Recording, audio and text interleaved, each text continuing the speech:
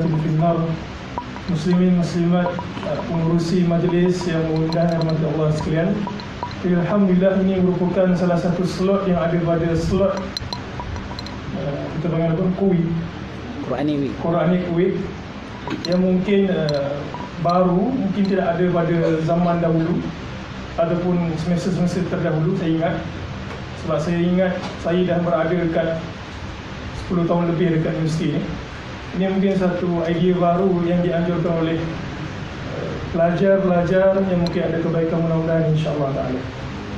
Saya yakin dan percaya ada sebahagian muslim-muslimat yang berkumpul daripada petang tadi untuk mendengarkan slot daripada Dr. Mustafa. Dan insya-Allah pada malam ini saya akan berkongsikan satu lagi slot yang mungkin tidak asing bagi sebahagian pelajar, terutama jurusan agama. Saya tak tahu, mungkin ada daripada luar ke semua daripada UIA je. Semua daripada UIA kan? Syubhat orientalis terhadap Al-Quran. Syubhat orientalis terhadap Al-Quran. Baik, sebelum saya mulakan slot ini, suka untuk saya sebutkan beberapa athar daripada Nabi SAW berkenaan dengan Al-Quran. Nabi SAW dalam hadis riwayat Muslim, Nabi kata tu, Iqra'ul Qur'ana fa innahu syafi'an li ashabihi yawmal qiyamah. Bacalah oleh kamu Al-Quran, kerana sesungguhnya Quran itu memberikan syafaat, memberikan bantuan kepada kamu pada hari kiamat. Dalam arti kata lain, orang yang selalu melazimi Al-Quran, bukan sahaja faedah itu datang pada hari kiamat, tetapi ia telah memberikan faedah kepada orang membaca di dunia lagi. Kemudian kita fikir, sekiranya lah seseorang itu sering kali membaca Al-Quran, kenapa perlunya kita buat satu minggu yang kita panggil sebagai Quranic Week? Pernah dengar tak ada orang buat minggu makanan? Food Week. Ada? Ada? Saya rasa tak ada kot orang buat minggu makanan ataupun minggu kena makan. Ada tak? Saya fikir tak ada. Sebab apa? Kenapa kita perlu wujudkan satu minggu yang mungkin kita rasa ganjil kalau ia diadakan pada zaman dahulu? Saya nak sebut macam ni. Kenapa kita tak buat minggu makanan, minggu belajar ataupun minggu baca buku pada zaman dahulu mungkin? Sebab kan orang pada zaman dahulu seringkali membaca Al-Quran, sehingga dia tidak memerlukan satu booster ataupun satu motivasi baru untuk umat Islam baca Al-Quran. Seperti mana kita tidak perlu mewujudkan hari makan sedunia ataupun hari makan CUIA, kerana setiap hari orang akan makan, setiap hari orang akan minum, setiap hari orang akan apa sahajalah, setiap hari. Perlu tak kita buat minggu mandi? Tak perlu, saya rasa. Sebab apa? Sebab setiap hari orang akan mandi kerana mereka berfikir itu merupakan satu keperluan yang tidak dapat tidak dia kena buat.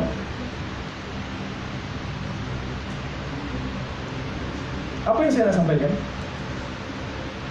Satu perkara yang saya nak sampaikan kat sini adalah, kadang-kadang orang kita terpaksa membuat satu hari ataupun satu minggu untuk meraihkan ataupun untuk menjadikan dia satu booster untuk kita buat satu amalan. Benda ni pernah tak jadi pada zaman Nabi SAW? Benda ni tak pernah jadi zaman Nabi SAW. Benda ni pernah jadi tak pada zaman sahabat? Benda ni pernah jadi tak pada zaman sahabat? Benda ni mula jadi pada zaman sahabat. Muslimin-muslimat sekalian. Tapi mereka tak panggil lah Quranic Week. Apa jenama? Dalam hadis riwayat Ad-Darimi, siapa pernah baca Ad-Darimi?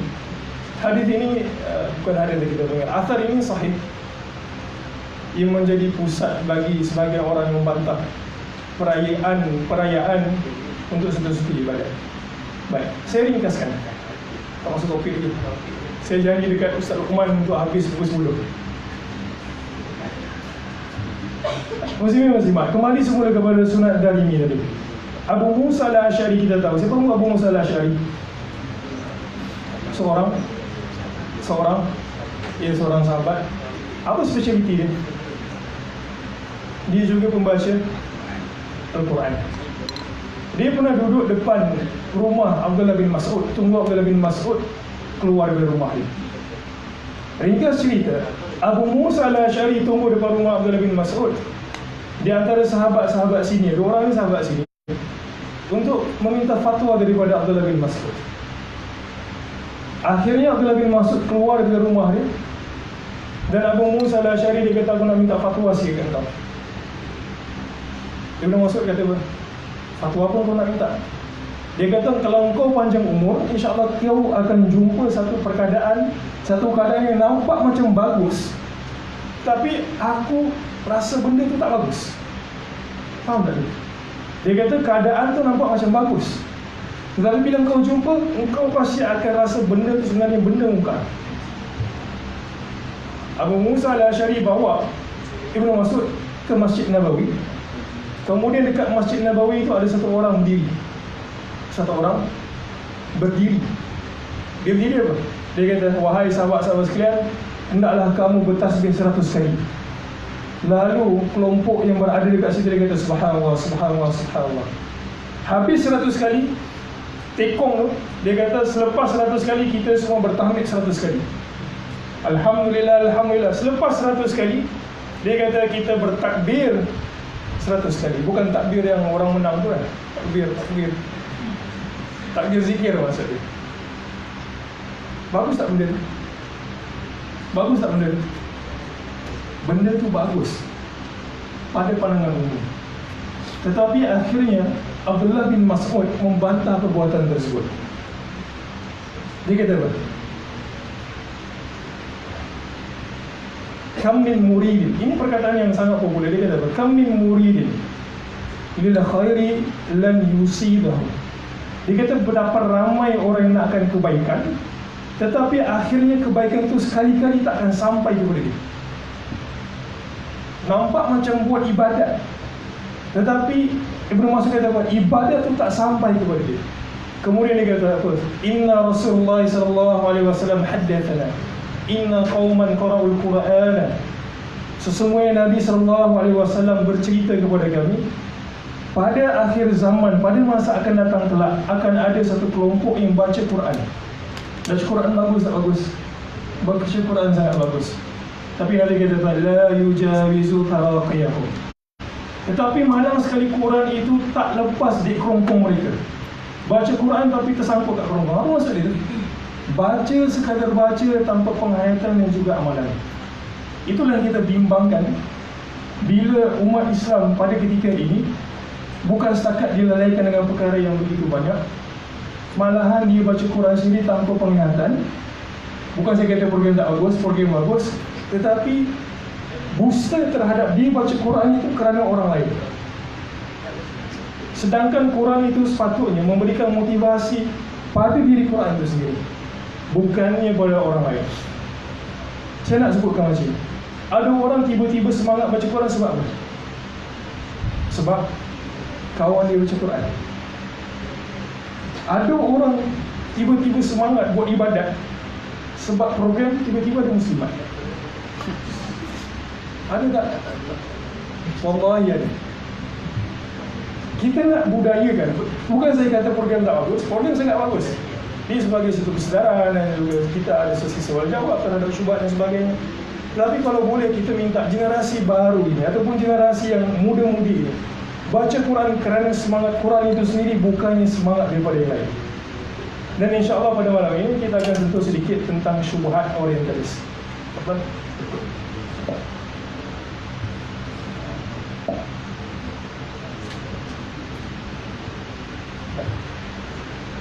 Tajuk kita adalah syubhat Al-Quran orientalis. Ada 3 nama di situ ataupun 3 istilah. Saya rasa tak perlu diperkenalkan apa itu Quran. Apa takrif Quran?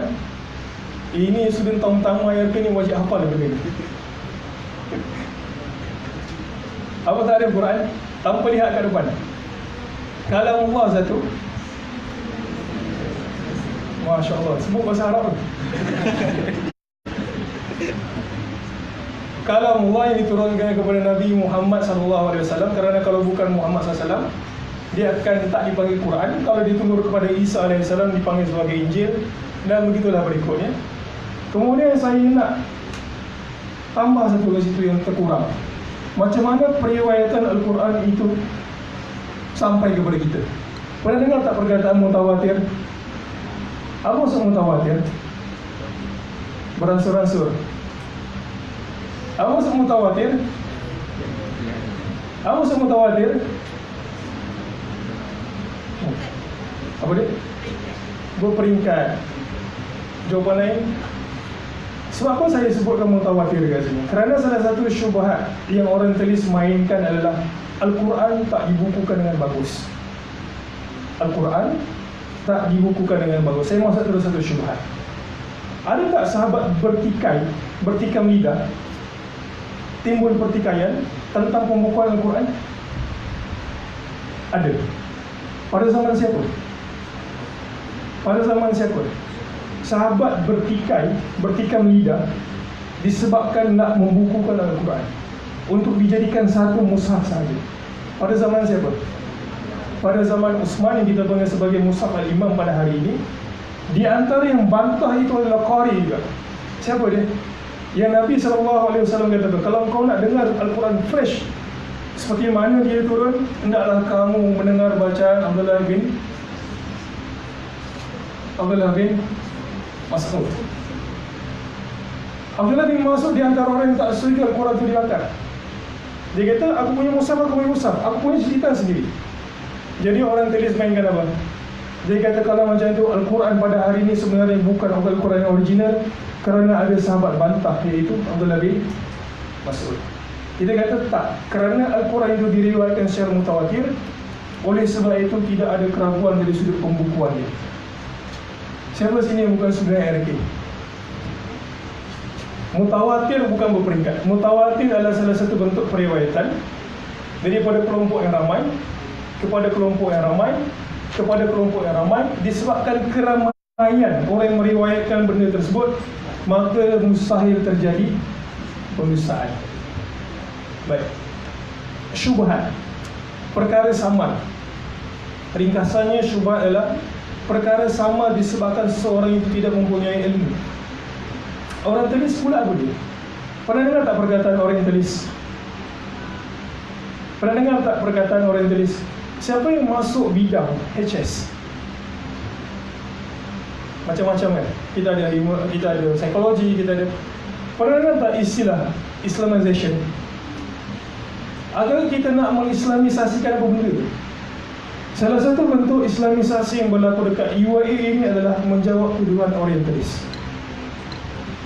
Menjawab tuduhan orientalis. Orientalis apa dia? Kajian golongan barat terhadap timur. Kajian golongan barat terhadap timur dari segi keagamaan, peradaban, sejarah dan juga sosiologi. Orientalis adalah kelompok ataupun golongan yang mengkaji peradaban timur. Baik, siapa barat? Barat siapa barat? Ya, barat adalah Eropah. Betul? Barat adalah Eropah. Cuma bila para pengkaji yang mengkaji tentang orientalis, mereka berpendapat bahawa orientalis sebenarnya tak terpakai sangat dari sudut geografi. Kerana apa? Kerana ada juga orientalis daripada Rusia, juga ada orientalis daripada Afrika. Yang demikian, siapa sahaja yang mengkaji tentang peradaban timur, kita boleh panggil sebagai orientalis. Next.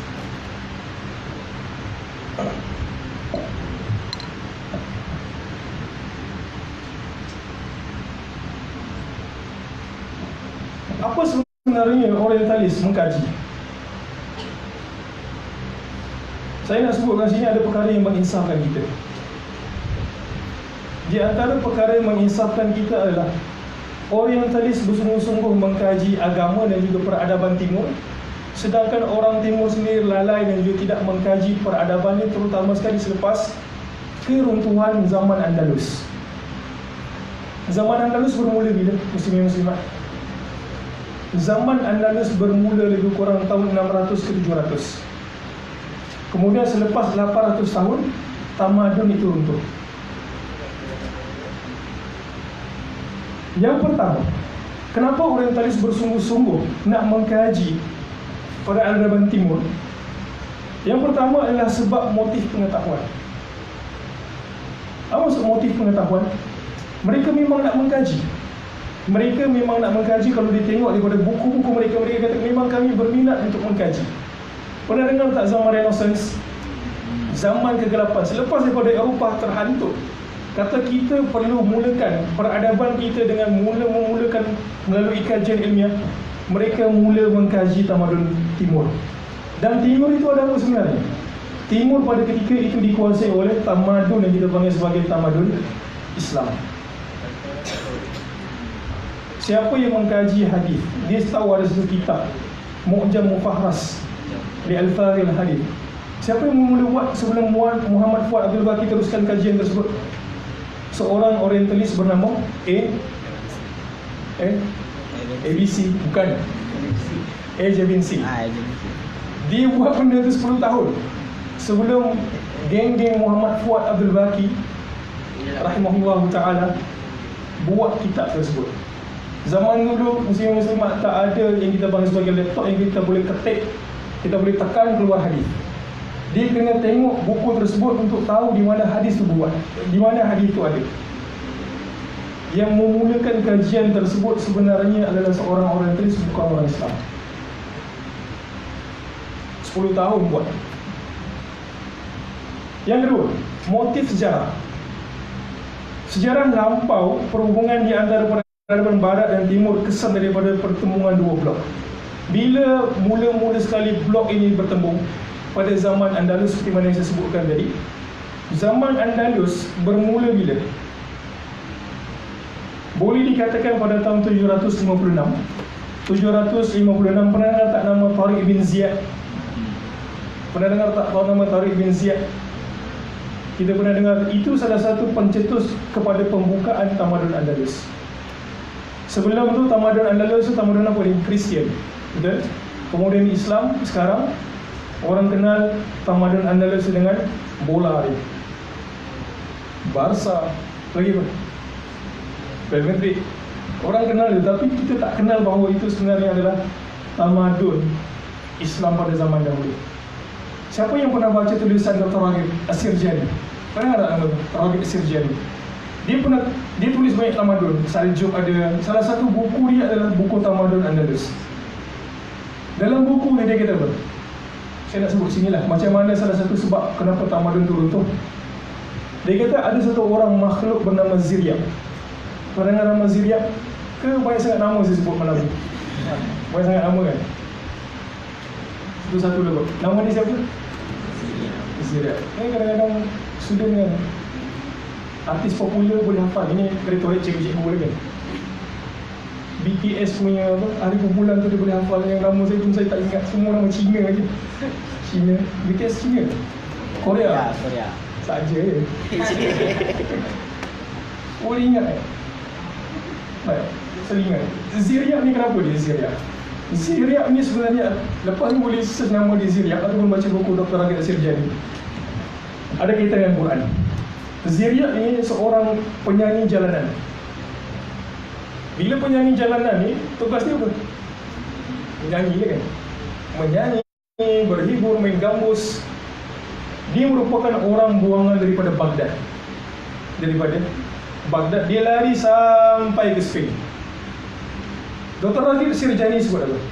Salah satu punca tamadun Spain jatuh sebab masyarakat mula beralih daripada mendengar Quran, membaca Quran kepada bunyi-bunyian yang dibawa oleh si Ziryak ini. Si Ziryak ni kasar sangat. Ziryak. Dia kata apa? Orang mula dengar nyanyian Ziryak, dendangan Ziryak, syair Ziryak, sehingga orang melupakan Quran. Itu sebab ada sebahagian para asatidz sebut apa? Al-Quran sekali-kali takkan bercantum dengan muzik. Betul? Betul.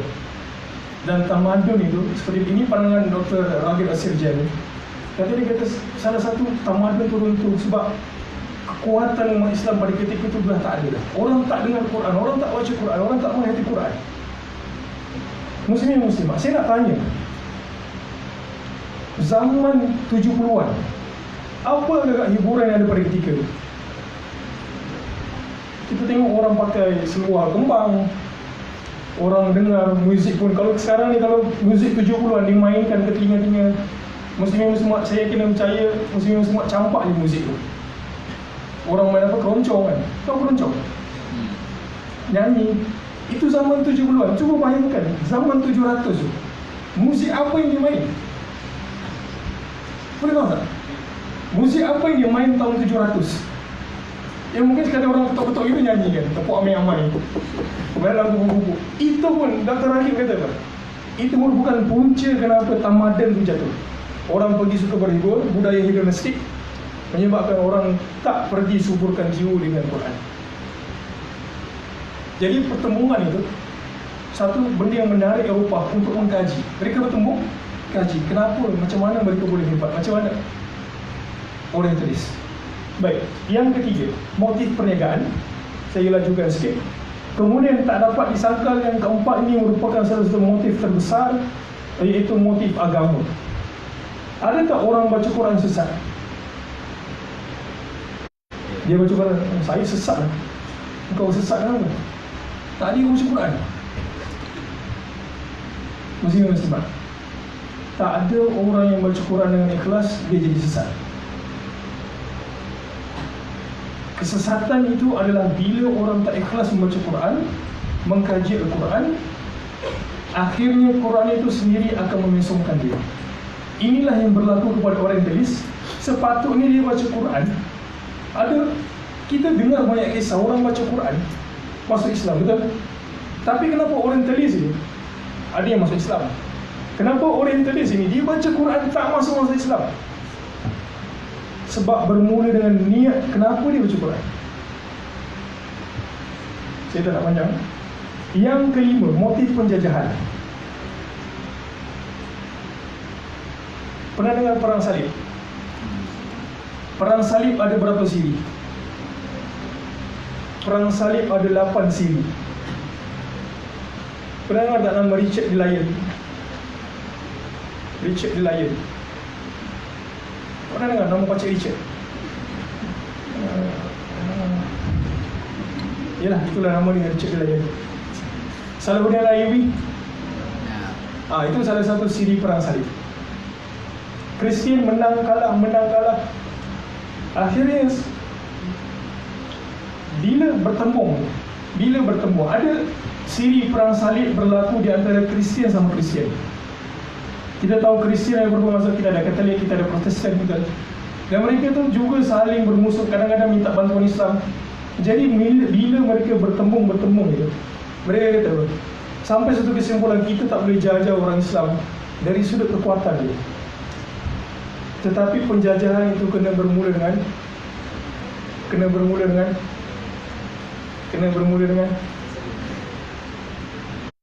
idea.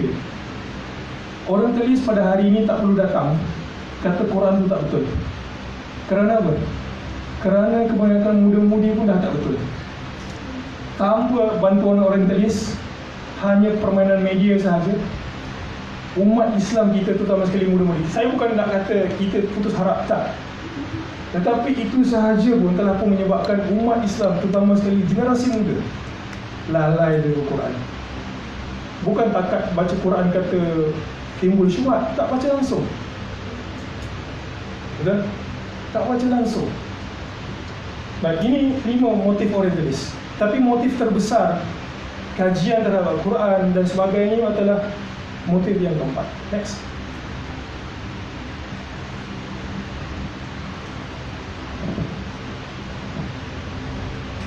Baik, ini sikit sejarah. Saya rasa saya tak perlu sentuh. Khilaf di kalangan para ulama ataupun sarjana bila sebenarnya bermula Orientalis. Cuma saya nak highlightkan kepada poin yang kedua. Orientalis tulis ratus kitab pasal Quran. Ratus. Saya akan sebutkan nanti. Ratus kitab tentang Al-Quran. Dan dia mempunyai tema. Kajian Orientalis terhadap Quran dalam bentuk penterjemahan.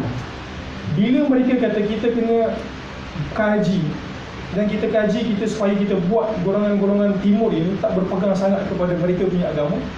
Mereka kena baca Quran, betul? Dan mereka kaji dan mereka sesatkan. Itu bukan sesatkan dalam bahasa kasarnya bodoh-bodoh macam itu. Mereka baca dulu. Mereka orang Arab pun bukan.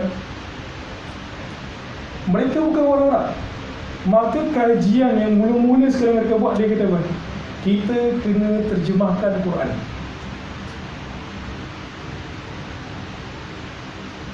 Kemudian bila terjemah Quran, katalah mereka kata kami nak timbulkan ragu-ragu dari sudut pakai tudung mereka. Saya akan sebutkan nanti beberapa bentuk. Dia kata ayat pakai tudung kat mana?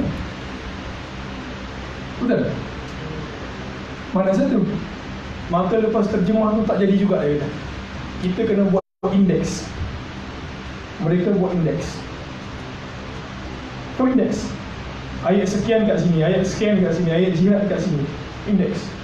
Bila timbul indeks, dia kata kenapa kita tak kumpul dalam satu topik? Contohnya macam apa? Jihad dalam Quran. Mereka buat dalam bentuk tematik. Tematik ni maksudnya maudhu'i, berdasarkan tema-tema. Tema ni. Begitulah sampai seterusnya, sehingga kan buku-buku mereka datang dalam bentuk ratusan. Macam mana kita tahu ratusan? Ada satu orang pengkaji namanya Dr. Muhammad Hussein As-Saghir. Next. Akhirnya dia buat kesimpulan. Buku ni dekat library, saya baca berpuluh. Satu tim tu saja berpuluh. Dia kata orang yang terjemahkan Quran, orang yang tulis, ini sekian buku ni, tengok buku ni, tengok buku ni. Berpuluh muslim-muslimat yang mungkin kita sendiri tak kaji. Dia buat kajian, akhirnya dia buat kesimpulan. Di belakang buku tu, dia buat kesimpulan. Kesimpulan pertama dia kata, beberapa kajian daripada pihak orang tadi didasari sentimen terhadap Islam. Betul dia kata, ada sentimen. Tetapi terdapat beberapa kajian yang menepati metod objektif. Betul, niat mereka nak seleweng. Tetapi akhirnya ada sebahagian metod tu tepat dengan kita. Menyebabkan bila orang baca, kita macam mana ni? Riwayat ni betul, tapi nak sanggah tu susah. Yang kedua, orientalis juga mendapati kesukaran untuk memahami Al-Quran secara mendalam disebabkan kedalaman bahasa Arab. Mereka yang mengkaji puluh tahun kata susah. Kita orang Islam yang memang Islam, yang bercakap Arab, suka makan nasi Arab, segala-galanya Arab itu, tak cuba mendalami bahasa. Dan yang ketiga, akhirnya buat kesimpulan dia kata apa? Yang paling terkedepan dalam usaha mengkaji Quran. Ini Quran saja tahu, tak masuk hadis lagi, tak masuk fiqh lagi. Dia kata yang paling terkedepan dalam kajian mengkaji orang tulis adalah orang tulis daripada Jerman. Dan kajian terperinci, maksudnya dari sudut solid kajian tersebut, kajian daripada Perancis. Pernah dengar tak Universiti Sorbonne? Pernah dengar Sorbonne? Cuba type Sorbonne. Sorbonne satu universiti yang mencantumkan di antara di antara sastra dan juga sains. Dia macam tak teruja kan? Susah sebenarnya nak cantumkan benda tu. Sorbonne. Cuba type Sorbonne. Orang tulis terkemuka. Ada satu tulisan orang buat kajian, dia kata kebanyakan modernis pula, saya akan sebut nanti modernis, yang kata orang Islam kata hijab tu tak wajib. Ada tak orang Islam kata macam tu kat Malaysia? Ada. Di antaranya apa? Golongan sesat Islam. Akhirnya sebahagian kata apa? Kebanyakan yang menjadi seperti ini kerana apa? Mereka semua sekali pernah mengaji ataupun pernah belajar dekat blok barat. Di antara yang terkenal melahirkan mustashrikin ataupun mustashrikun, orientalis adalah daripada Perancis, Universiti Sorbonne. Di antaranya ada satu nama lagi ya. Nama ni masing-masing ingat, simpan dalam kepala. Namanya adalah Muhammad Arkun. Muhammad, bukan Kristian tu, Muhammad Arkun. Saya akan sebutkan nanti. Next.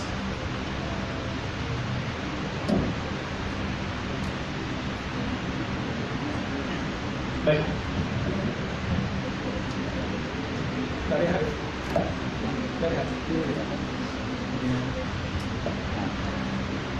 Saya bagi habis dulu ni, kemudian kita akan masuk kepada syubhat, untuk syubhat. Bila kita tengok Quran, syubhat ataupun rasa ragu-ragu datang dalam bentuk dua perkara. Bila saya baca tengok, kesimpulannya boleh buat ini kajian yang tak mendalam. Maksudnya kajian yang saya baca sebentar selalu dalam sebulan dua itu, saya dapati syubhat tu datang dalam dua bentuk. Satu, dalam proses wahyu tu, mereka kritik, dia kata tu tak betul, ini tak betul, ini tak betul. Jibril pernah tak tersilap bagi wahyu? Jibril pernah tak tersilap bagi wahyu? Saya nak tanya, Nabi pernah tak tersasul ketika baca Quran? Pernah tak?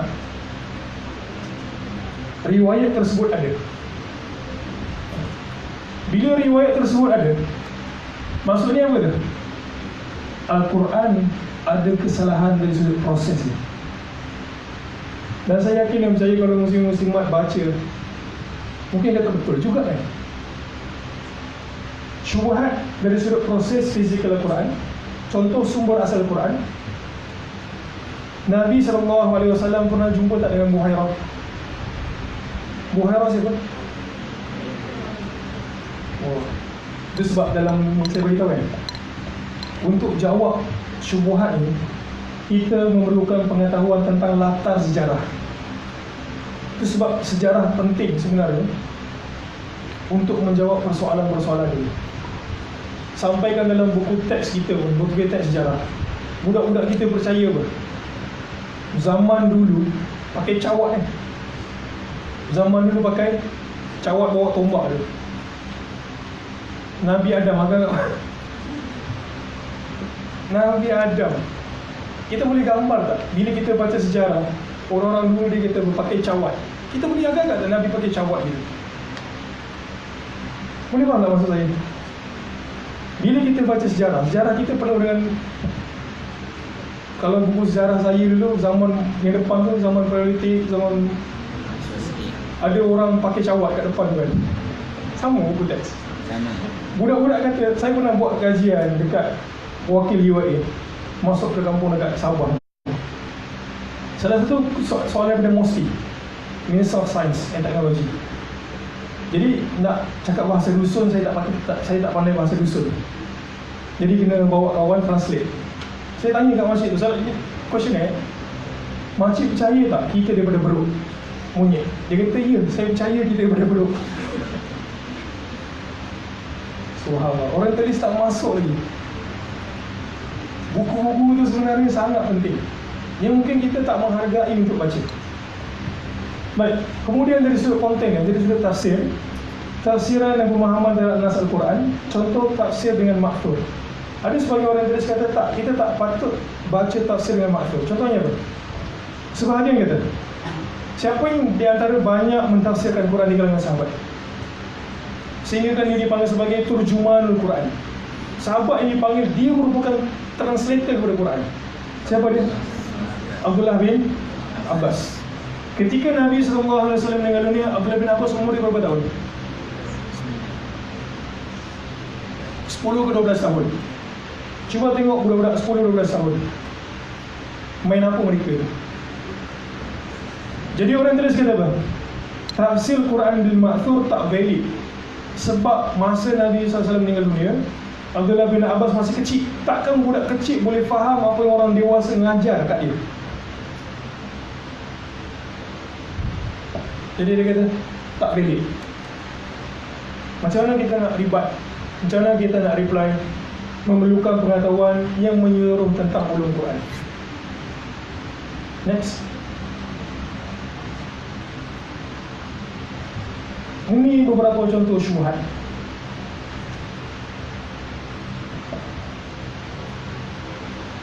Okey lagi sekali, ke dah ngantuk ni? Semua kening berkerut ni. Kening bercantum ni. Tak nampak? Saya bacakan. Sumber. Yang pertama, mereka kritik dari sudut sumber Al-Quran itu sendiri. Salah satunya apa? Merupakan sesuatu yang dikarang bersumberkan daripada agama dan juga tradisi terdahulu. Pernah dengar tak ucapan-ucapan begini dimainkan kat Malaysia? Pernah? Yang kedua, mereka kritik dari sudut pengumpulan Quran. Kritikan terhadap proses pembukaan Quran dan orang yang membukukan. Dia kata juga tak valid. Al-Quran pernah dibakar, sahabat pernah bertikai lidah, tak tahu mana yang betul. Bahkan sebahagian mereka itu guna sumber daripada Syiah. Syiah salah satu kritikan mereka tak adalah terhadap Al-Quran. Dia kata tak betul, Jibril salah hantar. Dia ngantuk masa tu, patut hantar ke Ali, hantar dekat siapa? Muhammad SAW. Pernah dengar tak akidah badak? Badak apa sebadak? Badak ni maksudnya Allah Ta'ala tak tahu sehingga peristiwa tu berlaku. Dia kata, oh, rupanya Al-Quran tu turun dekat Muhammad, asalnya aku nak bagi ke Ali. Itu akidah badak. Dan sebagai orang tulis guna pendekatan Syiah untuk kritik balik Al-Quran. Itu sebab Syiah dan juga orang tulis ataupun Yahudi ni sama bahaya. Sampai kan orang kata, kalau dalam kau masuk bilik, tiba-tiba jumpa ular dan juga Syiah, mana patut tikam dulu? Dia kata tikam Syiah dulu. Sebab kalau tikam ular, kita mati. Sebab ular kata mula-mula mati syahid. Tapi kalau Syiah tu pengaruh dia mati dalam keadaan kufur. Jadi kalau jumpa ular yang Syiah, tikam Syiah dulu. Sama bahaya muslim-muslimat. Kemudian keaslian Al-Quran. Dia kata Al-Quran yang ada pada hari ini tidak sama seperti mana yang terdapat pada zaman Nabi SAW. Baik, macam mana Al-Quran dikumpulkan? Saya ambil satu. Macam mana Al-Quran dikumpulkan? Apakah penurunan Al-Quran tersusun? Sekarang ni Al-Quran bermula bila? Bermula dengan surah apa? Surah Al-Alaq. Betul? Al-Quran yang ada pada muslim-muslimat bermula dengan surah Al-Alaq. Sebab itu adalah surah yang pertama sekali turun.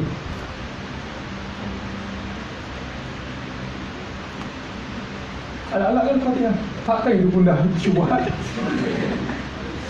Al-Fatihah lah kan. Jadi siapa yang susun? Siapa yang susun? Allah yang susun. Macam mana kita tahu bahawa susunan itu datang daripada Nabi? Boleh jawab tak? Boleh jawab tak? Masya Allah, berkerut lagi. Surah Al-Alaq.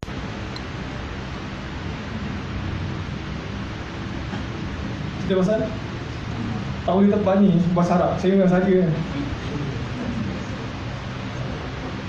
Muslim ada tak pernah dengar kisah Al-Quran ni? Kisah ini diriwayatkan oleh Tabari, juga Ibnu Abi Hatim dan juga Ibnu Mardoyah. Ulama hadis sebut Mardoyah, ulama lain sebut Mardawai. Sebelum tu kita berhenti rehat 5 minit. Mungkin ada soalan nak tanya, mungkin komuniti boleh kumpul. Selepas 5 minit kita akan sambung.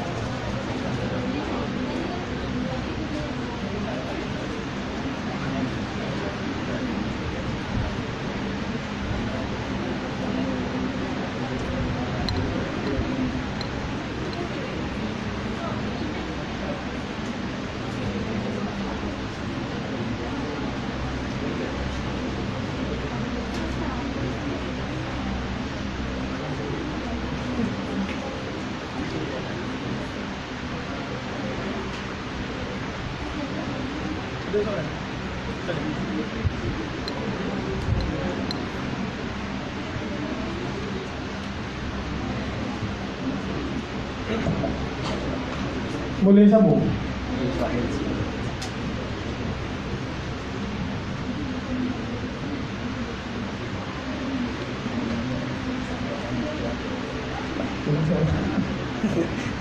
Soalannya adalah apa itu Qaranik? Ini merupakan salah satu, itu sebab saya sebutkan orientalis tak mengkaji secara dalam bahasa kasar, disebutkan bodoh-bodoh macam itu kan. Mereka akan cari satu riwayat untuk menunjukkan ataupun untuk menyokong hujah mereka untuk sesuatu syubhat. Riwayat ini mereka kemukakan. Bahkan ada orang Islam kata riwayat ini tak sahih sebab disebutkan dalam Sahih Bukhari. Sedangkan riwayat ini tak pernah muncul dalam Sahih Bukhari pun. Qaranik daripada perkataan gharnuk, burung putih yang terbang ke langit. Orang musyrikin anggap Qaranik itu dia punya plural lah, jamak burung-burung putih itu, terbang ke langit untuk menyampaikan hajat mereka kepada Tuhan. Lalu mereka buat satu berhala gharnuk, Qaranik. Jadi Qaranik itu sebenarnya burung putih yang mereka buat dalam bentuk berhala, sampaikan hajat. Saya tak baca sebab saya buat kesimpulan dulu. Satu hari Nabi SAW akan ada ketika Nabi merindui wahyu, dan Nabi sangat berharap wahyu turun dalam beberapa keadaan. Tekanan contohnya untuk memberikan solusi hukum, contohnya dalam kisah Hatim bin Abi Balta'ah, juga kisah Zihar dan sebagainya. Nabi harap benda itu turun. Pada zaman Makkiyah, Nabi harap wahyu turun untuk memberikan ubat kepada jiwa-jiwa sahabat-sahabat dia, ketenangan dan sebagainya. Jadi akhirnya Nabi harap wahyu turun, wahyu tak turun dalam riwayat ni lah. Akhirnya wahyu turun. Dan wahyu turun pula surah An-Najm. Muslim semua ada handphone tak? Cuma buka surah An-Najm, kalau rekod lagi baik. At-Tabari dan juga ulama tafsir lain menyebutkan, ini bukan sahabat urut atau kisah ini ketika membahaskan surah An-Najm. Surah An-Najm tentang akidah. Jumpa tak perkataan afara'aitumul Lata wal Uzza wa Manata al-thalithata al-ukhra. Manat nama berhala, Lata nama berhala, Uzza nama berhala. Jadi masa surah An-Najm turun, syaitan pergi bisik kat Nabi. Bisik apa tu? Dia kata engkau sebut sekali berhala nama Qaranik. Akhirnya Nabi SAW terseliptang, tersasul. Yang menyebabkan kesasulan itu, musyrikin yang dengar ayat Quran tu sujud syukur. Quran, dia tak suka Quran, tapi bila dengar ayat tu dia tahu power yang dia kata ayat ni. Nabi pun Muhammad SAW pun kata apa? Pun puji berhala kata. Ayat yang Nabi seliptang tu pada dia, tilkal Qaranikul ula wa in syafa'atuhunna la turja. Ayat ni nampak tak? Tilkal Qaranikul ula. Boleh search kat internet pun, tanya Syekh Google, keluar perkataan tu. Itu merupakan Qaranik yang ula, yang diagung-agungkan.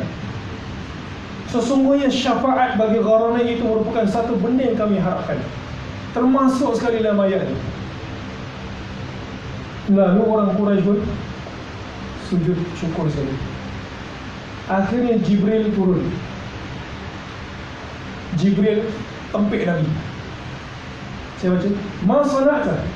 Dia kata, wahai Muhammad, apa yang kau telah buat? Talauta 'ala an-nasi ma lamatika bi'anillah. Dia kata, wahai Muhammad, kenapa kau baca ayat tu? Tengok dia jadi hujah, jadi sokongan kepada orang musyrikin. Engkau sebut mereka sujud syukur sekali. Riwayat ini Muslim. Golongan orientalis pakai untuk kritik periwayatan Al-Quran. Dia kata, kalaulah ini pun Nabi SAW boleh tersasul, secara pastinya akan ada beberapa ayat yang juga Nabi tersasar yang tak boleh dikonfirmkan itu betul-betul daripada Tuhan. Macam mana nak tolak benda ni? Macam mana nak tolak benda ni? Senang je. Riwayat ini sebenarnya riwayat yang tak sahih, dhaif.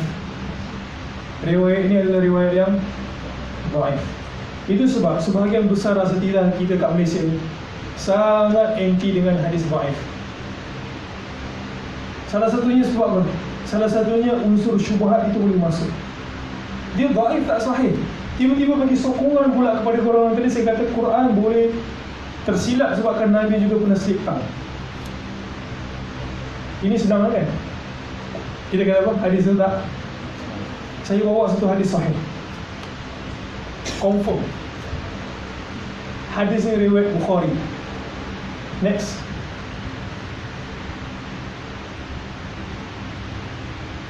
Nabi SAW pernah disihir. Siapa yang sihir dia? Aisyah. Pakkan Aisyah nak sihir. Yahudi tersebut bernama Labib ibn al-A'sam. Labib ibn al-A'sam wa kana asharuhu. Dan Ibn Hajar sebut di kalangan banyak-banyak yang paling power tu Labib lah. Dia boleh tembus kat Nabi. Nabi SAW macam mana sihir dia jadi? Yukhayyalu ilaihi annahu kana yaf'alu syai'. Nampak tak yang saya merahkan ni? Tak nampak yang saya baca? Nabi SAW diberikan khayalan yang dia buat something tapi dia tak buat.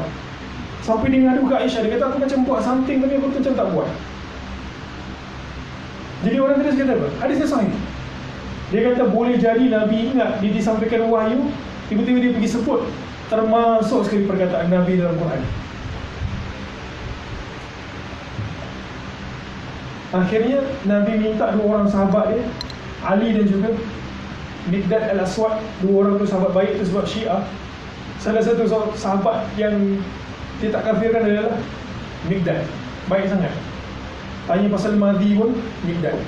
Teman dia pergi korek benda tu pun Miqdad.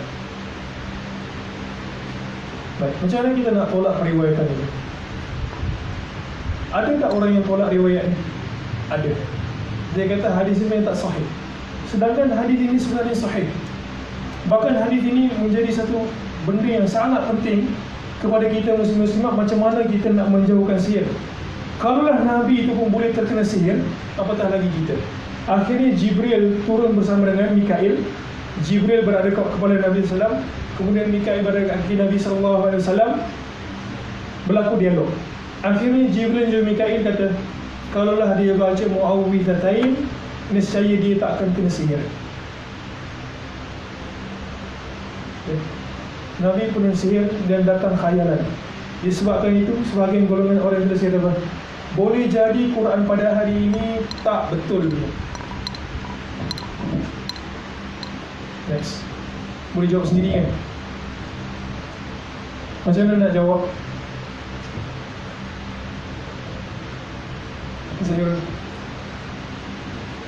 Sebenarnya jawapannya senang saja. Dia sebab salah satu metod memahami hadis adalah mengumpulkan semua riwayat. Mengumpulkan semua riwayat. Riwayat itu sebenarnya kan yaf'alu syai', yukhayyalu yaf'alu syai'. Nabi diberikan khayalan. Sebenarnya dalam riwayat lain memperincikan Nabi cuma berkhayal dari sudut dia datang isteri dia melakukan hubungan intim dengan isteri ataupun tidak. Itu sahaja. Nabi tak diberikan khayalan, dan Nabi sendiri tak bagi tahu bahawa dia tu dikhayalkan turunkan wahyu tiba-tiba disebut. Tak. Dalam riwayat lain dia cuma diberi khayalan yang dia pernah bergaul dengan isteri dia, buat hubungan intim, tiba-tiba macam tak ada. Dia macam itu sebab dia tanya Aisyah, dia kata, aku ada bergaul dengan kau ke tak? Itu sihir itu. Dan dia tak efek pun tentang wahyu. Akhirnya, selepas kita sampai kepada kesimpulan ini, saya nak tanya kepada audiens muslimin dan muslimat, ada tak kesan orientalis terhadap masyarakat? Ada tak kesan orientalis terhadap masyarakat? sampai setakat pembentangan ini, ada tak kesan orientalis terhadap pemahaman masyarakat terhadap Al-Quran?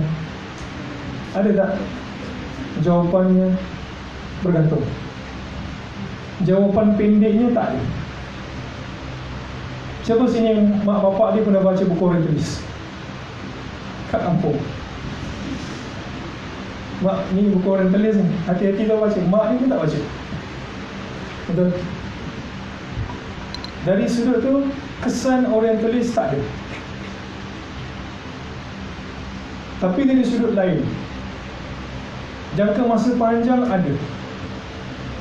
Siapa yang terkesan dengan golongan orientalis? Budak-budak UAE, budak-budak terpelajar, budak-budak IPTA, budak-budak IPTS, budak-budak yang mengaji keluar negara. Mereka inilah yang baca dan juga dipengaruhi. Ada tak student yang bagus dulu, bertudung, pergi ke luar negara, akhirnya dia buka tudung dan kita kata pakailah tudung. Dia kata, dia jawab balik. Dan jawapan itu sebenarnya ada dekat orientalis punya syubhat. Bahayanya masa bila? Bahayanya bila muslim-muslimat yang ada kat depan saya ni jadi tenaga pengajar, jadi tenaga pendidik, jadi penceramah, berceramah, tiba-tiba muslim-muslimat tewas. Kebanyakan tu kita yakin dan percaya, dia tahu benda tu salah, tetapi dia tewas dengan nafsu dia sendiri. Cara lain adalah dengan mengambil syubhat ini, ditempel untuk menyokong perbuatan dia. Itu ada. Itu sebab lapisan pertama orientalis mungkin kita nampak tak berjaya. Siapa nak baca buku ni? Betul. Tapi bila kita lihat generasi kedua, ketiga, keempat orientalis yang ada masih hidup sehingga tahun 2010. Next.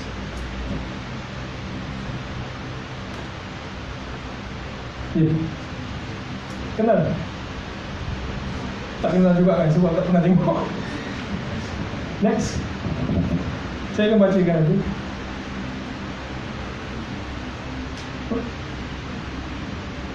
Kenal? Hasanul Banna kenal? Budak Jumaah, so-called Jumaah, mana-mana Jumaah, terlibat gerakan Islam, akan kenal Hasanul Banna. Betul? Hasanul Banna keluarga yang Masya Allah. Ayah dia antara orang yang mensyarahkan Musnad Ahmad bin Hanbal, 10,000 hadis. Mungkin sekarang kita pun tak habis baca dah seumur hidup. Ayah Hasanul Banna. Tetapi adik dia namanya adalah Jamalul Banna. Meninggal sekitar tahun 2010, 2011, 2012 ini. Baru ni 2013 ini. Ada. Ni lapisan setelah lapisan setelah lapisan dan sebagainya, muncul golongan seperti ini. Saya kata, saya baca ni. Oh ya, kenapa dia macam ni? Senang ya Ustaz, iman tak dapat diwarisi. Betul? Iman tak dapat diwarisi. Salah satunya adalah kerana dia cemburu hasil daripada kejayaan abang dia. Abang ni popular tak? Popular. Mati di jalan kena tembak. Semua boleh baca kisah tu. Disebabkan populariti abang dia di jalan dakwah yang benar, maka dia juga nak cari populariti. Populariti ni sebenarnya bahaya tau. Saya nak sebut populariti sebenarnya bahaya. Populariti menyebabkan orang dengki. Populariti menyebabkan orang buat satu benda tak ikhlas. Dan juga populariti menyebabkan orang tak ada privacy. Jamalul Banna cemburu dengan kejayaan abang dia. Kalau dia nak capai tahap abang dia, mungkin tak dapat. Abang dia meninggal dunia. Apa yang dia buat? Dia kata, kalaulah orang kenal abang aku dengan perkara-perkara kebaikan yang hak, dia kata aku nak popular melalui perkara-perkara yang pelik. Menyebabkan dia keluarkan fatwa tentang Al-Quran, pelik-pelik belakang menyebabkan dia terkenal. Itu sebab ada pepatah Arab kata tu, khalif tu'af. Engkau buat benda pelik, engkau akan terkenal. Berjalan guna tangan daripada mahalah ke kelas. Boleh. Famous kan? Dia kata, inna mu'adham hadith tafsir taduru ala Ibn Abbas. Kebanyakan tafsir itu bersekitar Ibnu Abbas. Wa huwa min sighari sahabah radhiyallahu anhu. Dan dia merupakan di antara sahabat yang kecil semasa Nabi SAW meninggal dunia. Wa mata an-nabiy sallallahu alaihi wasallam wa huwa saghir falam yasma' minhu kathiran min al-ahadith. Dalam buku dia Nahwu Fiqh al-Jadid, dia kata dia kecil, mustahil dia dengar semua perkataan Nabi. Sedangkan perkataan dia itu banyak. Siapa buka Ibnu Kathir, At-Tabari dan sebagainya, tafsir yang famous itu, tak lari daripada nama Ibnu Abbas, Mujahid, Atha. Untuk Mujahid, tok guru dia siapa? Ibnu Abbas. Dia kata tafsir bermatur itu tak boleh. Ini kita boleh panggil sebagai tafsir modernis. Lapisan berikutnya setelah mungkin kita tak nampak apalah kita buat syubhat. Tapi muslim-muslimat, jangan lupa baca sejarah. Setiap ajaran sesat pasti akan ada pengikut. Bodoh macam mana sekali pun, pasti akan ada pengikut. Pengikut Syirik tu Ayah Pin. Pengikut dia siapa? Muslim-muslimat kenal tak Ayah Pin ni? Bukan ayah Pin. Kat mana pusat dia? Gombak ni banyak pusat. Syiah pun dekat sini, Qadiani pun dekat sini. Pusat ni pusat Islam. Macam-macam. Siapa mengikut ni? Masa mula-mula dia wartakan sesat ni, lawyer, doktor, engineer. Kita tengok dia pun dia ini nak jadi Tuhan, nak jadi Nabi. Tak semak langsung. Baik, satu hari saya nak, ini last presentation last.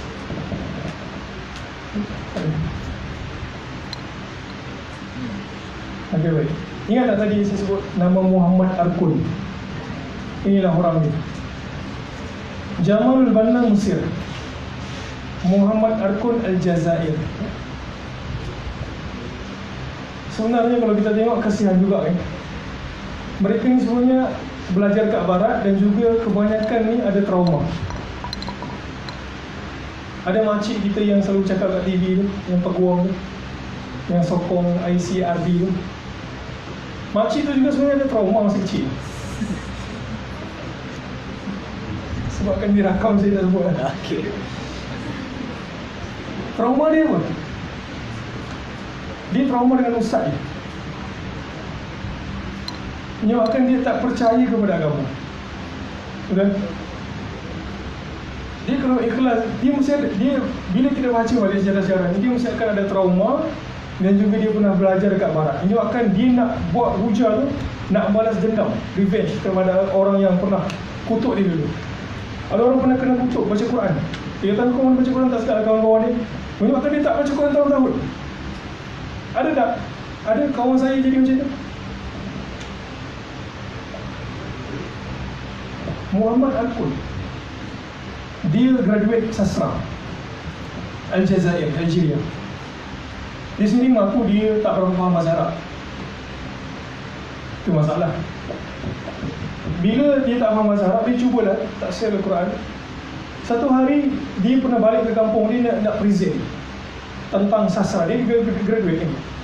Budak-budak kita tengok sini macam combo orang ni kan. Kita ada berapa slide? 1 budak-budak degree, 2 budak-budak masters, 3 PhD.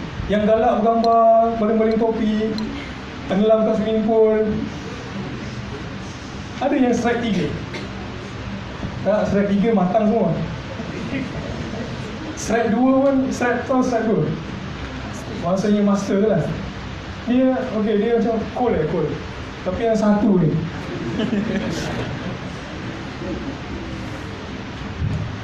jadi Muhammad Arkun dia pernah balik kat kampung dia. Baca Muhammad Arkun dia sangat muka dia seram gitu kan. Ingat tak ada satu orang daripada Belanda yang buat karikatur Nabi ni? Saya ingat juga ada orang muka sama macam dia kan? Tak pernah. Jadi masa dia balik ke kampung dia present. Kemudian satu majlis bertembung. Sampaikan orang kampung kata apa kat dia. Dia kata kau ni tak layak sebenarnya. Engkau siapa nak present adab? Adab ni maksudnya sastra. Menyebabkan Muhammad Arkun kecil hati. Dia dendam tu revenge dia masuk Sorbonne. Sorbonne dia belajar bagi cerdik, bagi pandai. Akhirnya dia buat fatwa-fatwa yang mungkin orang kampung ni terkejut tengok dia. Itu sebab jangan main dengan perasaan orang. Ada orang dendam. Mungkin dia senyum, kutuk-kutuk dia dalam bab agama. Dia boleh menyebabkan trauma kalau tak diketa ataupun tackle dengan bagus. Contoh macam Makcik tadi tu lah. Pernah tak Irsyad Manji? Apa buku dia tu? Love. Kebanyakan buku ni kena ban kat Malaysia. Tapi walaupun kena ban boleh jumpa kat internet. Irsyad Manji. Apa trauma dia? Trauma dia sebab dia perempuan, dia kena abuse masa kecil dia. Dan kita tahu sebahagian negara-negara Islam ada sexual harassment kepada wanita. Salah satu yang kena tu adalah Irsyad Manji. Bila dia besar, boleh berhujah, dia akan join golongan-golongan seperti ini dan memburukan Islam. Kita tengok orang Islam, betul, kesalahan itu adalah satu kesalahan. Orang Islam yang buat tu salah dia. Agama tak mendidik macam itu. Tapi trauma tu menyebabkan mereka tu join. Cubalah cek SIS ke ataupun SIS Islam ke ataupun mana-mana yang liberal. Tengok, dia mesti akan ada dua trauma. Dia pernah gaduh dengan ustaz dia ke, kena sebab dia, kena rotan. Ataupun dia juga ada pernah belajar kat blok Eropah. Baik, dia kata Innal mu'tiyatil khariqati lit-tabi'ati wal hikayatil istoriyah lil-Qur'aniyah sawfa tutalaqqa bi sifatiyat ta'abir adabiyah. Dia kata mu'tiyat ni pemberian, apa, input yang pelik-pelik daripada Al-Quran ini, dan juga hikayat ini. Dia kata boleh dalam bentuk adab, dalam bentuk sastra. Dia kata apa? Faqat litahlil tarihi sosiologi atau psikologi logawi. Dia kata kita boleh buat analisis benda-benda ni semua dari sudut sosiologinya, dari sudut bahasanya, tapi bukan dari sudut pegangan agama. Muhammad Arkun. Ini lagi Muhammad Syahrul. Ada student PhD sini. PhD student yang ambil tafsir. Dia akan mengaji benda-benda ni semua. Salah seorang tu namanya adalah Muhammad Syahrul. Tengok saya baca. Ini sangat menarik. Orang kata berhijab lah kan. Dia kata tak, hijab tak wajib. Dia kata takkan kita nak buat fardukan satu kefarduan solat ada 5. Dia kata takkan kita nak jadikan 6. 6 tu apa dia? Pakai tudung.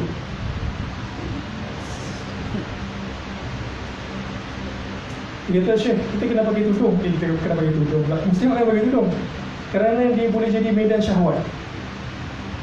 Tengok Syekh ni jawab apa.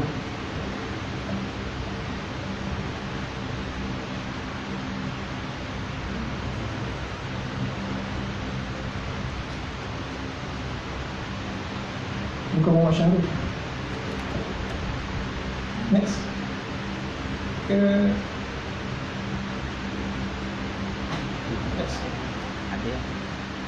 Silap, bukan Muhammad Syahrul. Nasir Hamid Huzair. Tengok saya baca. Dia kata hal faraid zadat faridatan sadisah. Dia kata kau nak tambah fardul 6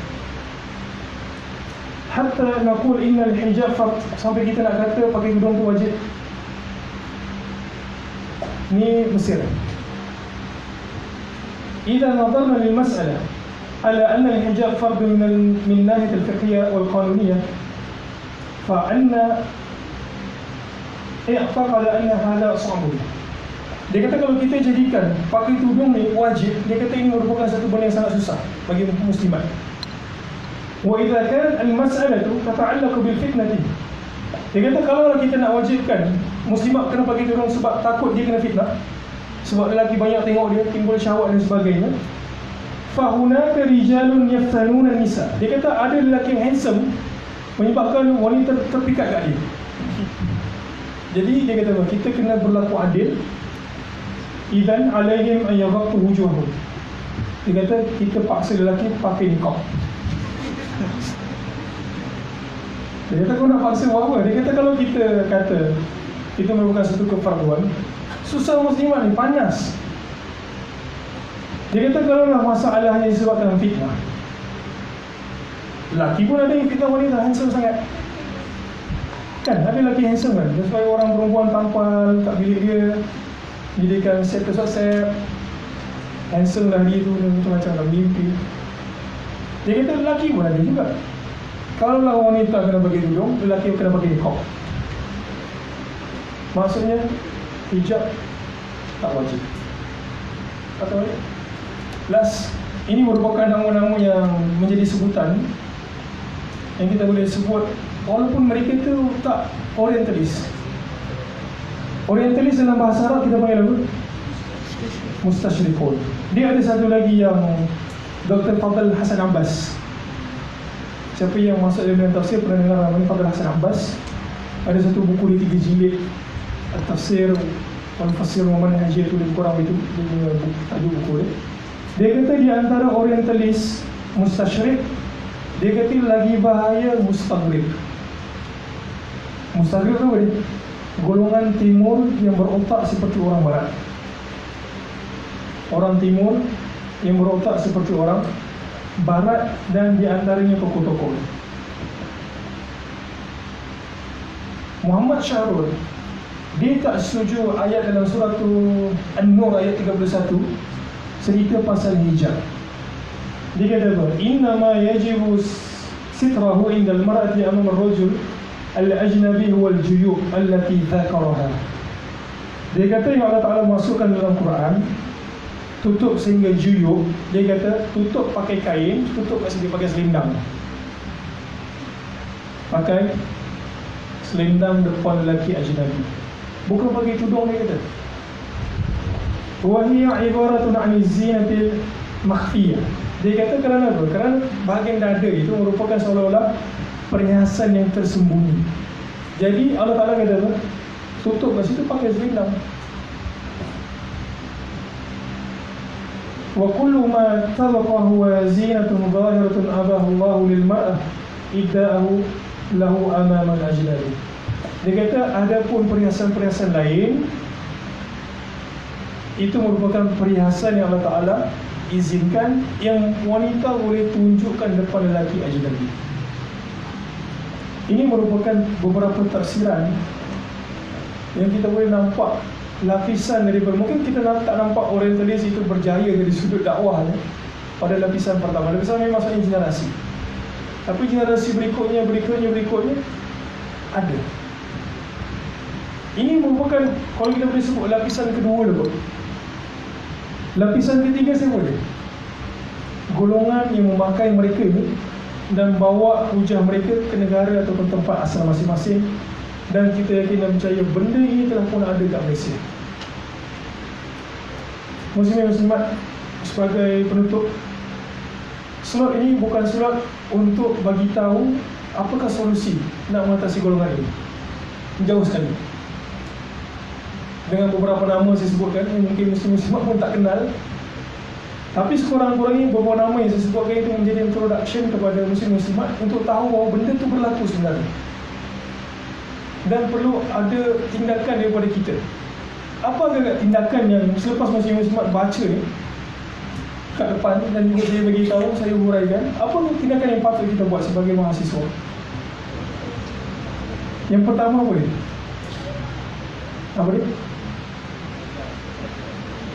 Yang pertama muslim-muslimat, hak lain yang tak bukan adalah rajin dan juga perbanyakkan bacaan yang pelbagai. Sebab syubhat boleh hilangkan hanya melalui ilmu. Menjadi masalah generasi muda, saya yang mengajar kat sekolah, kebanyakannya apa?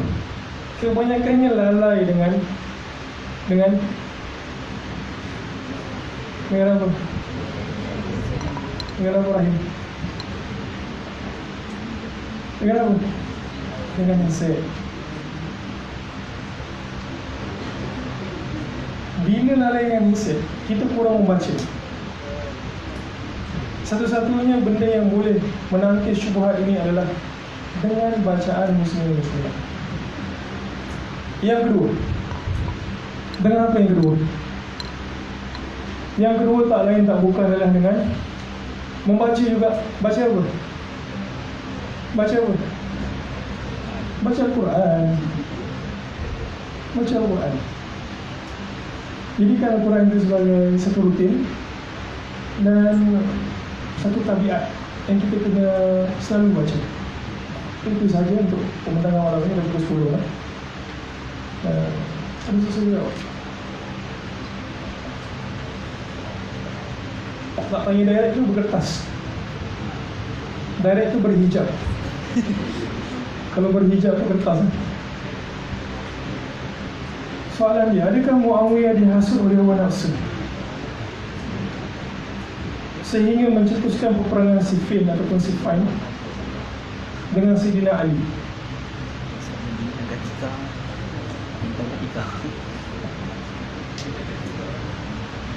Kenapa tiba-tiba Muawiyah?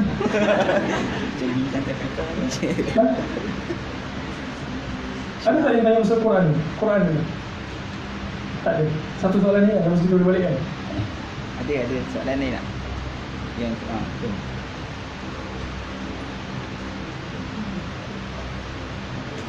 Ingat tak saya sebut tadi? Ada sebahagian riwayat yang tak sahih sampai kepada kita yang kita perlu benteras supaya tak timbul keceliruan. Di antara kebanyakan kisah yang muncul yang memfitnah sahabat itu adalah kisah daripada sebuah buku yang terkenal, mana-mana buku tarikh yang datang selepas daripada dia akan ambil pada bukunya, itu Tarikh Al-Umam wal Muluk. Siapa yang buat? Siapa yang susun? Al-Imam At-Tabari. Ingat nama ni elok, Tarikh Al-Umam wal Muluk. Kalau beliau dia tingkat 4. Nak genggam tak tercapai genggaman ni, berjilid-jilid. Ada tak lebih? Kita tak baca mungkin. Selepas kajian dibuat daripada kitab Tarikh Al-Umam wal Muluk ini, ulama rijal ataupun ulama mengkritik sejarah mendapati dalam At-Tabari itu ada 3 perawi yang sangat teruk meriwayatkan, dan dia ada unsur tasyayyuh.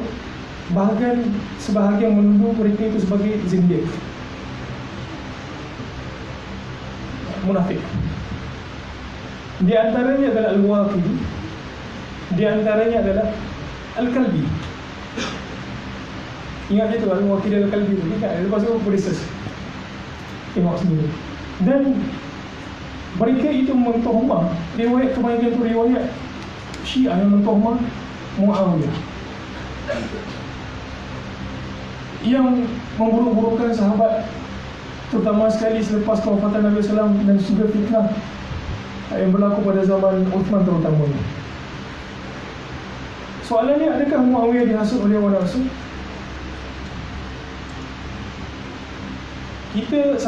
Bila kita bercerita tentang sahabat, satu perkara yang kita kena sebut dekat mereka adalah radhiyallahu anhu.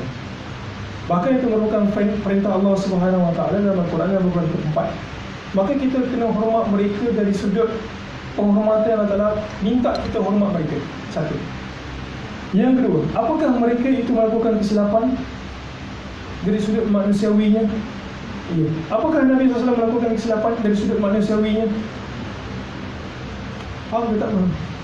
Apakah Nabi pernah buat silap dari sudut bahawa Nabi itu merupakan manusia? Ya. Kenapa Nabi diizinkan oleh Allah Ta'ala untuk buat silap? Dia macam falsafah orientalis juga ni. Nabi Allah Ta'ala izinkan untuk buat silat sebagai pengajaran kepada kita, pertama. Yang kedua, untuk menimbulkan hukum fiqah.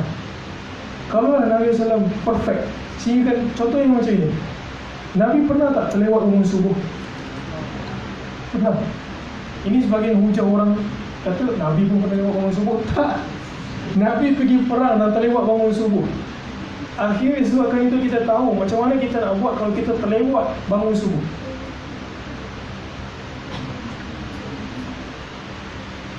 Yang ketiga, untuk membuktikan bahawa Nabi SAW masih bukan Tuhan, supaya dia tak diangkat darjatnya kepada darjat Tuhan. Berbalik kepada sahabat, Allah Ta'ala izinkan sahabat buat silat. Kalau Nabi pun Allah Ta'ala izinkan buat silat dari sudut dia manusiawi, apatah lagi sahabat. Bila kita kata sahabat ada buat silat, pastilah salah satu kesilapan itu adalah bab ijtihad. Apakah Muawiyah di hawa nafsu? Kita katakan tidak. Kita katakan tidak. Disebabkan kalau kita baca sejarah, sebenarnya Muawiyah masih lagi berpandangan dengan pandangan Aisyah radhiyallahu anha, iaitu sebelum pemerintahan itu diteruskan, kita hendaklah tangkap pembunuh Uthman. Beza kat situ saja. Ali kata tak, kita kena stabilkan negara dahulu, kemudian baru tangkap pembunuh Uthman. Muawiyah berpandangan tak, kita kena tangkap pembunuh Uthman dahulu, kemudian dia kata akulah orang pertama akan bai'ah dekat Ali. Kalau perkataan Muawiyah dia kata akulah orang yang pertama akan bai'ah dekat Ali kalau dia tangkap pembunuh Uthman, enggak dia cetuskan tak perang Siffin ataupun Siffin? Tak. Lagi jauh kalau kita nak kata Muawiyah sebenarnya nakkan kekuasaan dan juga menurut hawa nafsu. Jawapannya adalah tak. Mengapa Muawiyah tidak taat sahaja? InsyaAllah kita, kalau kita masuk syurga, kita tanya Muawiyah kenapa dia tak taat kepada Nabi. Allah Akbar.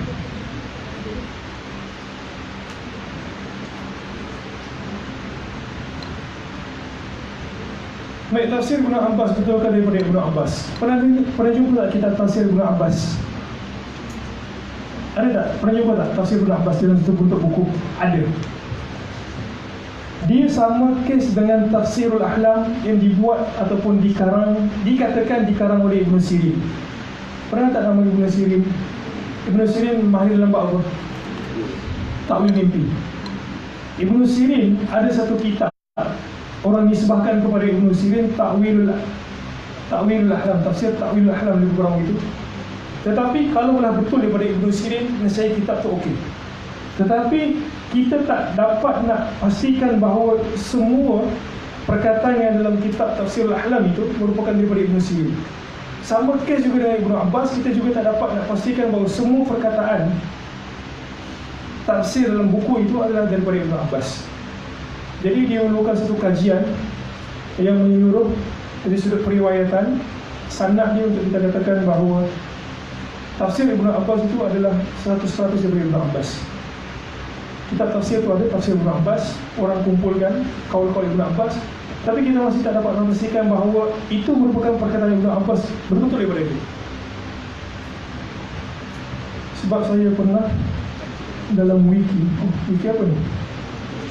Wikipedia yang itu ditulis oleh orang lain. Iya, ada orang kata itu bukan Ibn Abbas, tetapi orang nisbahkan daripada Ibn Abbas kepada Ibn Abbas. Wallahu a'lam.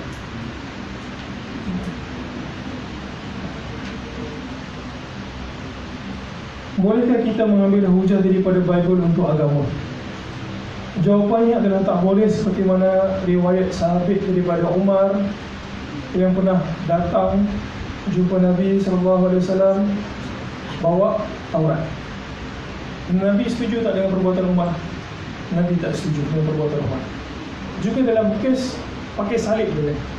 Nabi kata apa kat Umar? Man tashabbaha biqaumin fahuwa minhum. Bolehkah kita mengambil, tapi dia masih lagi ada quote-in-quote. Boleh tak kita mengambil hujah daripada Bible untuk agama, untuk membuktikan agama kita ataupun untuk mencari kebenaran? Jawapannya tidak. Cuma ada sebahagian mengatakan kita boleh ambil hujah daripada Bible untuk menolak dakwaan daripada puak-puak Kristian, kerana kalau kita ambil hujah daripada Quran, mereka sendiri tak percaya.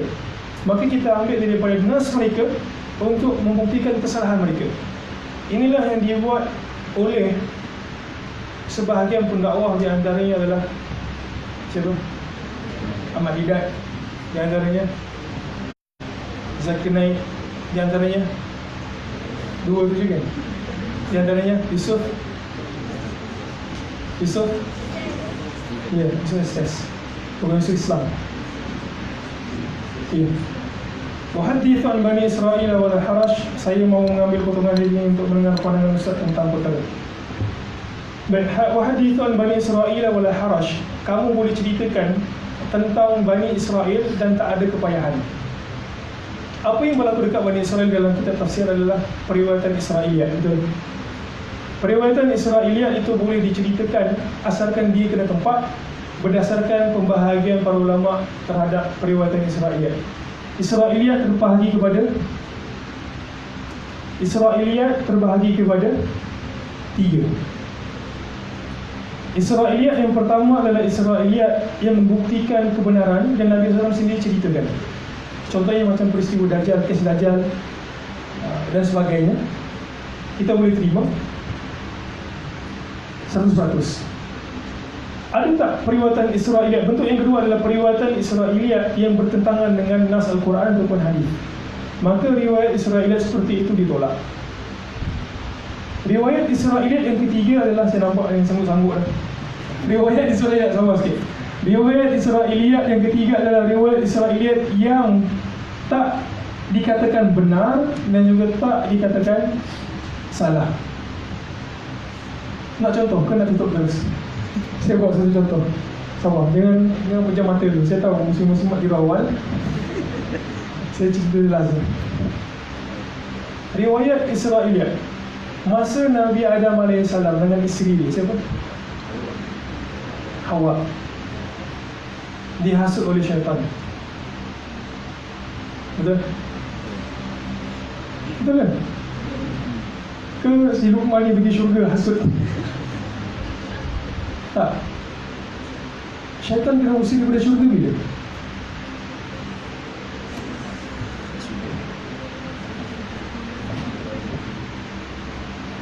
Kan macam tak nampak, macam berkerut ni. Syaitan diusir daripada syurga bila? Semasa dia enggan sujud kepada Adam, semasa penciptaan Adam. Hawa ada tak masa tu? Tak ada. Dia kena usir daripada syurga tak? Kan masa dia enggan sujud, dia kena usir. Betul? Betul? Dalam Quran cerita, masa dia kena usir daripada syurga, dia terusir kan? Jadi Allah Ta'ala ceritakan Hawa. Jadi, kalaulah syaitan telah pun diusir daripada syurga, siapa yang hasut mereka untuk makan buah khuldi tu? Kita panggil buah khuldi, Sajaratul Khuld. Tak faham? Faham. Macam mana kita nak settlekan? Premis yang pertama, mantik sikit. Premis yang pertama, syaitan ataupun iblis diusir daripada syurga sebelum kejadian Hawa. Premis yang kedua,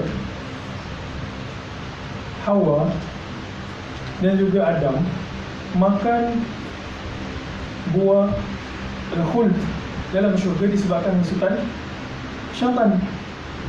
Soalan pada premis yang ketiga, kalaulah dia telah pun diusir daripada syurga, syaitan mana boleh minum hasut?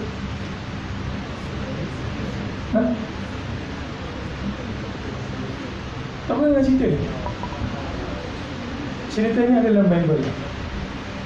Untuk melengkapkan kisah tersebut, para ulama tafsir ambil periwayatan Bible untuk lengkapkan teka-teki. Nak cari sendiri ke saya sebut?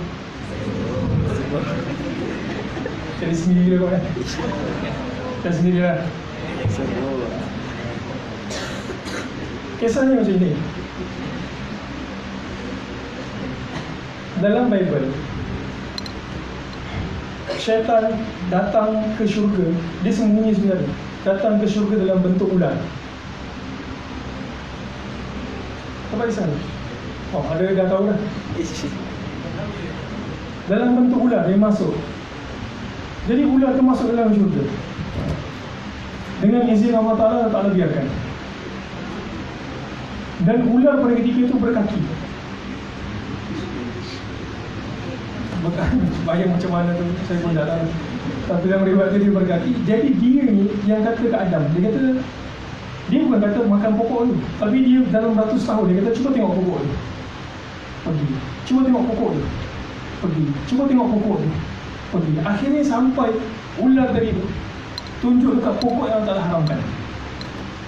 Makan ratus tahun. Jadi mereka sama-sama makan.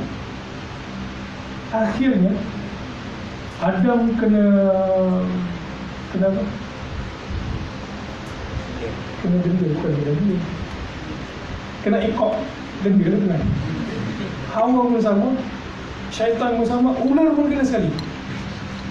Apa denda ular? Dia tercampak dekat bumi dan Allah Ta'ala tanggalkan kaki tangan dia. Itu semua adalah periwayatan Israiliyat yang melengkapkan teka-teki. Kalaulah syaitan telah pun diusir daripada syurga, dari syurga, siapa yang mengusir? Siapa yang masuk dia? Tak pernah terfikir? Nampak sangat dalam baca Quran. Jadi itulah. Jadi ada sebenarnya yang tak setuju. Dia kata, tak apa boleh kita kata macam tu. Tapi mudah-mudahan boleh jadi ini merupakan bentuk ketiga Israiliyat yang boleh membantu kita faham. Ada orang mutasyadid, di antaranya adalah Muhammad Abu Shaybah, yang ada buku dia tu tentang Israiliyat. Di antara yang sangat tegas, dia kata kita tak boleh pakai. Tapi mudah-mudahan ada sebahagian guru kita yang kata boleh dipakai dan termasuk dalam kategori yang ketiga. Allahu a'lam. Saya rasa itu saja. Mohon maaf kalau ada tersalah kata, terlanjur perkataan. Saya harap muslim-muslimat yang datang pada malam ini ada sikit sebanyak tentang orientalis dan apa yang berlaku pada dunia ilmu. Terima kasih kepada pengajar atas jemputannya. Satu usaha yang baik membuka mata pelajar dan memberikan galakan untuk mereka mengkaji dan juga banyak baca buku. Itu sahaja. Subhanallah wa bihamdihi, asyhadu an la ilaha illa anta, astaghfiruka wa atubu ilaik.